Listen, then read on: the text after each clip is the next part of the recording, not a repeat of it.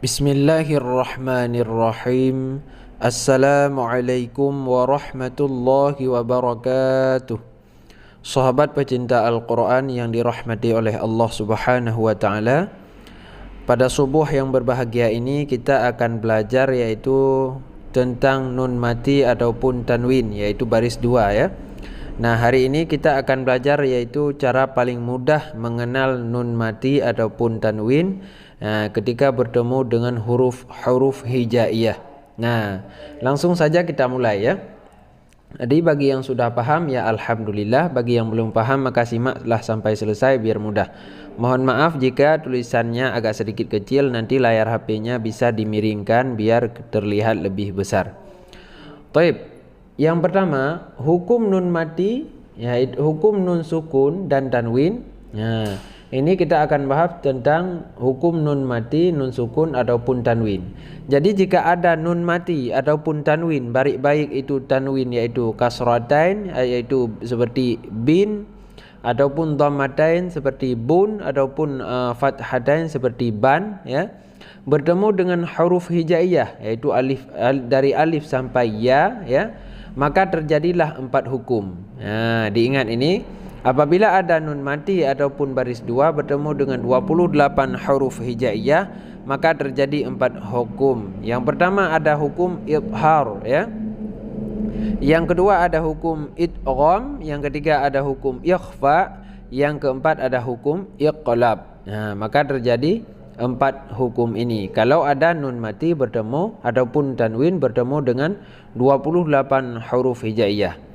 Yang pertama hukum yang terjadi yaitu hukum idhar. Hukum idhar, huruf hijaiyah yang terdapat dalam idhar adalah 4, yaitu yaitu hamzah, ha, kha, ain, ghain dan ha ya. Hamzah, ha, kha, ain, ghain dan ha. Ini untuk hukum idhar. Berarti apabila ada nun mati bertemu dengan 6 huruf ini maka terjadi hukum idhar. Contoh idhar, dan idhar itu cara membacanya yaitu samar. Makna samar itu tidak berdengung ya. Contoh idhar seperti man amana min ghillin. Man amana tidak berdengung. Man amana, dari man langsung ke amana. Tidak boleh kita baca man itu salah ya. Yang benar man amana. Contoh bertemu dengan ghain, ini bertemu dengan hamzah. Dan ini contoh bertemu dengan ghain yaitu min ghillin. Contoh bertemu dengan ha, man huwa tidak berdengung ya. Contoh bertemu dengan ain, min alaq, tidak kita baca min ya, tidak berdengung ya, samar. Contoh bertemu dengan ha, min hadid. Contoh bertemu dengan kha yaitu man khaffat. Nah, di sini sering terjadi orang salah membaca, membuat berdengung, padahal di sini tidak berdengung ya, yaitu kita baca man khaffat. Nah, ini yang pertama, nun mati bertemu dengan 6 huruf ini maka terjadi hukum yaitu hukum idhar, yaitu dibaca tidak berdengung. Ini contohnya. Nah, yang kedua ada nun mati bertemu dengan huruf hijaiyah. Huruf hijaiyah yang ini yaitu 4 huruf ini yaitu ya, nun, mim, waw ya. Ya, nun, mim, waw. Jadi kalau ada nun mati ataupun nun sukun dan tanwin bertemu dengan huruf ini maka terjadi hukum idgham. Nah, terjadi hukum idgham ini, idgham terbagi 2 nanti.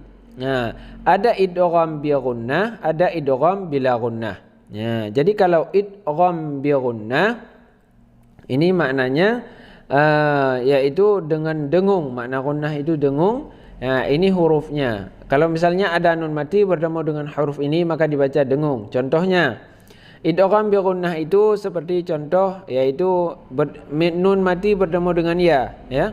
Faman ya'mal mithqala dzarratin khairan yarah. Dan juga yang lainnya ya. Itu yang pertama.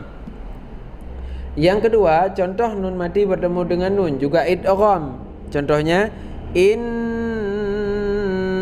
fa'atiz dzikra, inna fa'atiz dzikra. Nah, zikranya tidak ada dalam ayat ya. Contoh yang lainnya, nun mati bertemu dengan mim. Mim berdengung. Contoh nun mati bertemu dengan waw. Miau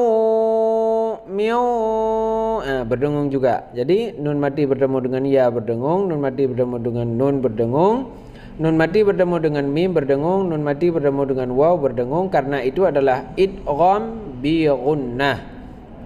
Itu yang kedua ya. Terus pembahagian yang ketiga yaitu idgham juga. Idgham bila gunnah. Ya, apabila ada nun mati ataupun tanwin bertemu dengan lam ataupun bertemu dengan ra, ya, maka itu terjadi idgham bila gunnah. Jadi tidak berdengung kita baca. Ya, kita baca biasa saja seperti tasydid ya. Nah, nun yang ini menjadi seperti tasydid. Contohnya misalnya nun mati bertemu dengan lam. Min ladunka rahmah ya, min ladunka rahmah misalnya tidak berdengung, jadi kita baca seperti tasydid ini, bukan min ladunka, bukan, tapi min ladunka ya. Selanjutnya ini contoh misalnya tanwin bertemu dengan lam.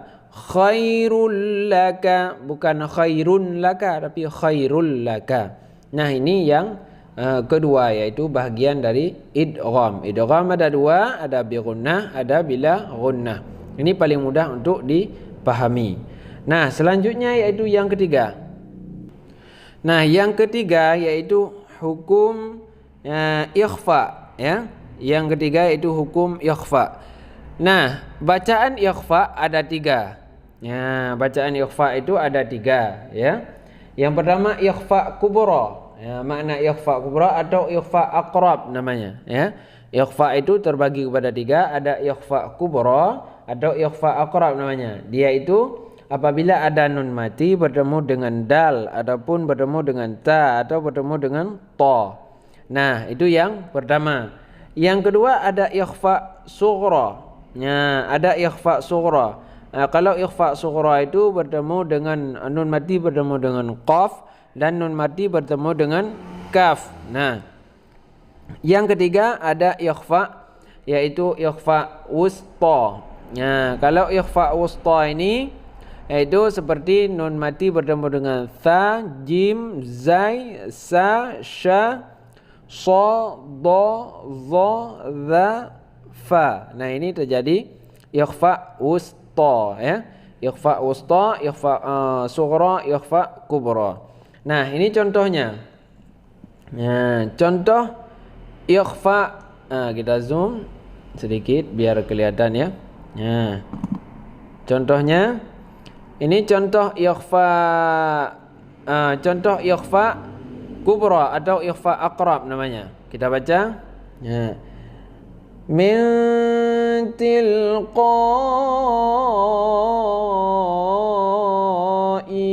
ya. Min dengung ya. Kita baca dengan dengung. Min tilqa'i sa'idan tayyiban min dunihi. Ini ikhfa kubra atau ikhfa aqrab ya. Yang kedua ada ikhfa sughra ataupun ikhfa ab'ad ya, seperti contoh qaulan karima min qibali. Nah, ini contoh ikhfa sughra atau ikhfa ab'ad.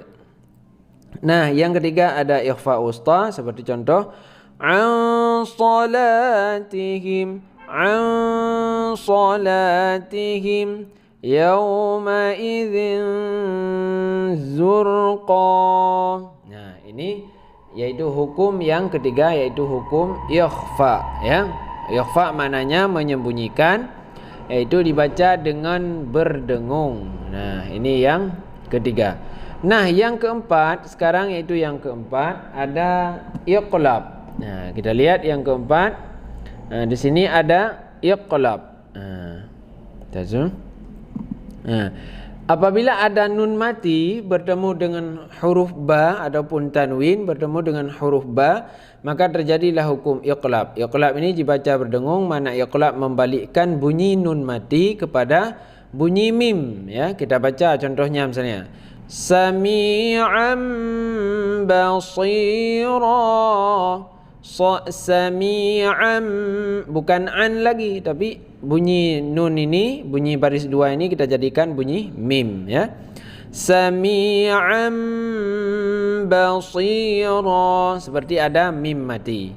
Nah, inilah hukum-hukum nun mati ataupun baris dua bertemu dengan huruf hijaiyah 28, maka terjadilah yaitu 4 hukum, yaitu ada idhar, makna idhar yaitu menyatakan, kita baca tidak berdengung.